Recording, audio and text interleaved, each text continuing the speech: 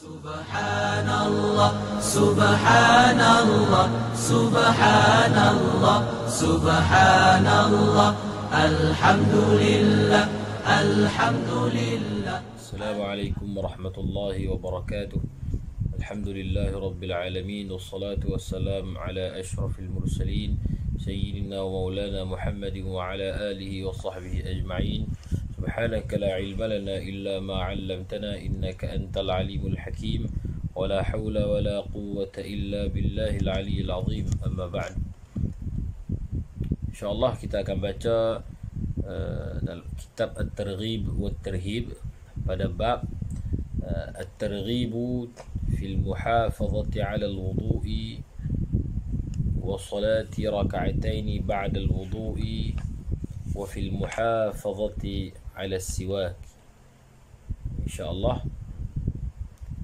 kita baca bab yang berkaitan dengan At-Targhib, yakni galakkan untuk kita menjaga wudu dan salat 2 rakaat setelah selesai wudu, dan untuk kita menjaga siwak, menjaga sunnah siwak.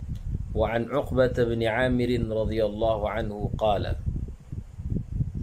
وعن عقبة بن عامر رضي الله عنه قال قال رسول الله صلى الله عليه وسلم ما من أحد يتوضأ فيحسن الوضوء ويصلي ركعتين يقبل بقلبه ووجهه عليهما فيهما إلا وجبت له الجنة. رواه مسلم وأبو داود والنسائي وغيرهم. Hadis dari Uqbah bin Amir radhiyallahu anhu, kata Rasulullah sallallahu alaihi wasallam bersabda, "Ma min ahadin, tiadalah seseorang yang berwudu kemudian mengelokkan fayuhsinul wudu, dia mengelokkan wudu dan salat 2 rakaat dengan menghadap dengan hati dan mukanya, melainkan tetaplah baginya syurga." Hadis riwayat Imam Muslim. Mari kita tengok ulama mensyarahkan hadis yang kita baca ni. Ma min ahadin, sesiapa pun, ma min ahadin yatawadda, maknanya siapa-siapa pun Nabi kata mereka ni yatawadda, berwudu, kemudian fayuhsinul wudu, dan memperelokkan wudu. Macam mana memperelokkan wudu? Ay ya'ti bi adabih, iaitu makna mengelokkan wudu adalah berwudu dengan mendatangkan segala adab-adabnya, dengan menghadap kiblahnya, berwudu dengan menghadap kiblat, kemudian mendatangkan dengan sunnah-sunnahnya, berkomok-komok dulu sebelum basuh muka, bersugi dulu dan sebagainya, mendatangkan setiap anggota dengan 3 kali basuhan, dan memulakan basuhan tangan kanan dulu, kaki kanan dulu sebelum kiri dan sebagainya, di antara sunat-sunat wudu lah yang kita sebut tadi tu. Maka Nabi kata fayuhsinul wudu, orang ni dia mengelokkan wudu, iaitu mendatangkan dengan adab-adabnya. Kemudian setelah itu wa yusalli rak'atain, dia sembahyang 2 rakaat. Apa dia 2 rakaat ni? Iaitu nafilah lah, 2 rakaat sunat, dan dalam keadaan dia ikhlas lillahi ta'ala. Sembahyang ni lillahi ta'ala, kerana Allah ta'ala sahaja. Dan ketika salat ni pun yuqbilu biqalbihi wa wajhihi alaihima fihima, sembahyang dalam keadaan ikhlas dan hatinya tak bercakap tentang perkara-perkara dunia, menghadap sungguh, dan kosong hati dia, fokus dia untuk memikirkan bacaannya. Wala yukthiru minal harakat wal isyarat, dan tak banyak bergerak ke kiri dan ke kanan, dengan maknanya orang ni sembahyang yang khusyuk lah, yang penuh dengan khusyuk, maka orang ni illa wajabat lahul jannah. Orang begini Nabi kata wajib baginya masuk ke dalam syurga, tetap baginya akan masuk ke dalam syurga dengan barang yang diamalkan. Maka tuan-tuan dan puan-puan, kita dapat faedah daripada hadis ni bahawa antara amalan yang nak memudahkan kita masuk ke dalam syurga adalah amalan setelah selesai berwudu, solat sunat 2 rakaat. Dan wudu yang kita ambil tadi hendaklah penuh dengan adab, sunnah-sunnahnya, dan memelihara rukun wudu ni apatah lagi lah, lebih-lebih lagi lah. Kemudian hadis وعن أبي هريرة رضي الله عنه أن رسول الله صلى الله عليه وسلم قال لولا أن أشق على أمتي لأمرتهم بالسواك مع كل صلاة. رواه البخاري. Hadis Nabi bersabda daripada Abu Hurairah radhiyallahu anhu, laula an asyqa ala ummati, Nabi kata laula an asyqa ala ummati, kalaulah, jika tidak memberatkan ke atas umatku, Nabi kata laula an ushaddida alaihim, Nabi kata kalau tak mau aku nak tasydidkan, menyempitkan kata mereka, menyusahkan mereka, la amartuhum bisiwak, Nabi kata pasti aku akan perintahkan mereka dengan menggunakan siwak ma'a kulli salah, setiap kali nak salat, ma'a kulli salah. Nabi SAW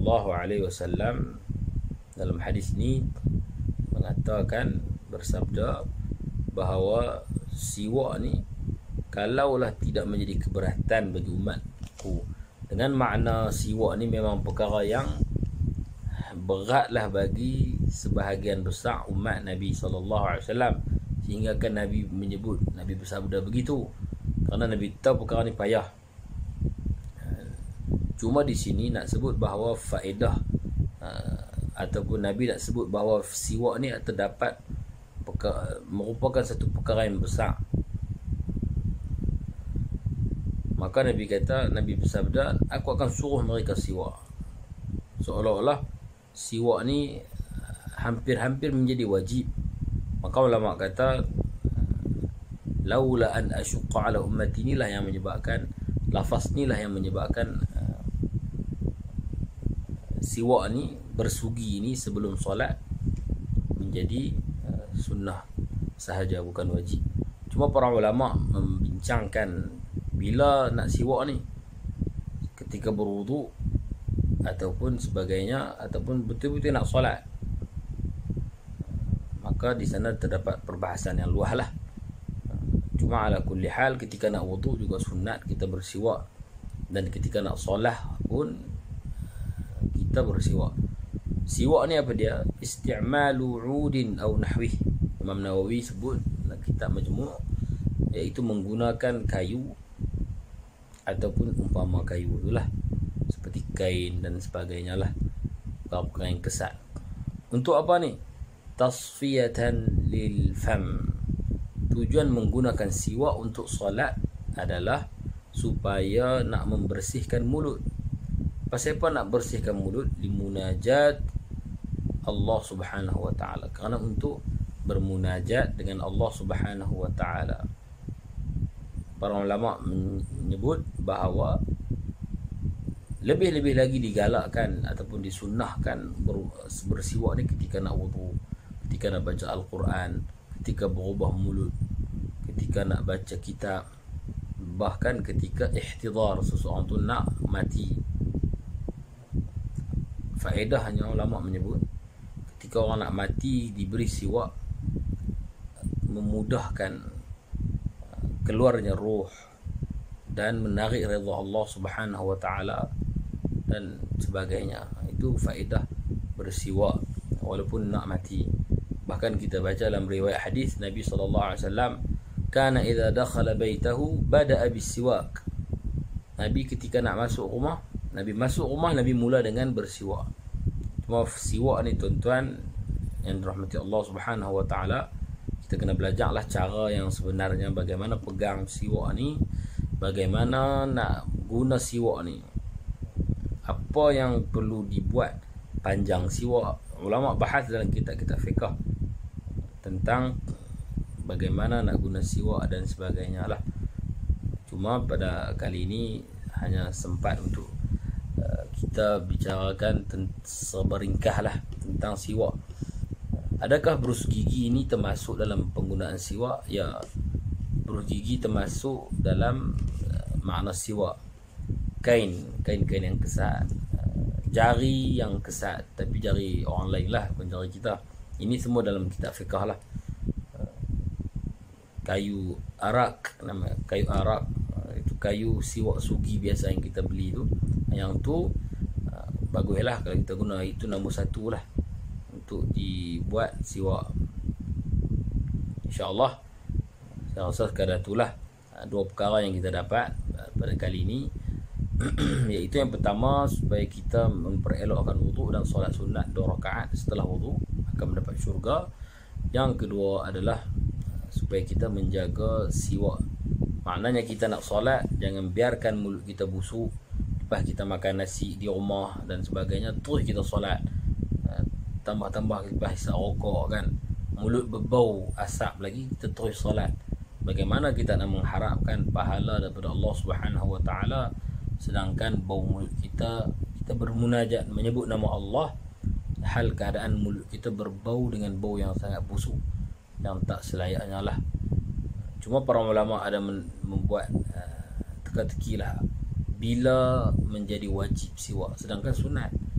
Maka ketika suami menyuruh seseorang isteri, suami kata, isteriku siwaklah kamu, mana sugi, gosok gigi, maka ketika itu menjadi wajib bagi isteri untuk bersiwak. Wallahu subhanahu wa ta'ala a'lam. Assalamualaikum warahmatullahi wabarakatuh. Subhanallah, subhanallah, subhanallah.